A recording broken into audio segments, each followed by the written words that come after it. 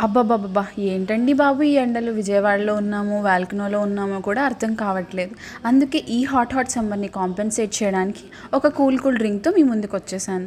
Drink అనగానే మీరేదో మోజిటోనో, మాక్టైల్‌నో ఊహించుకోకండి. మనలాంటి మిడిల్ క్లాస్ లైఫ్స్‌కి అంతటి మహద్భాగ్యం కూడానా!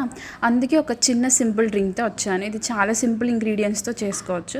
ఈ డ్రింక్‌కి జస్ట్ అంటే మనం డ్రింక్ చేసుకునే ముందు ఒక 20 మినిట్స్ ముందు సబ్జా నానబెట్టుకుంటే సరిపోతుంది.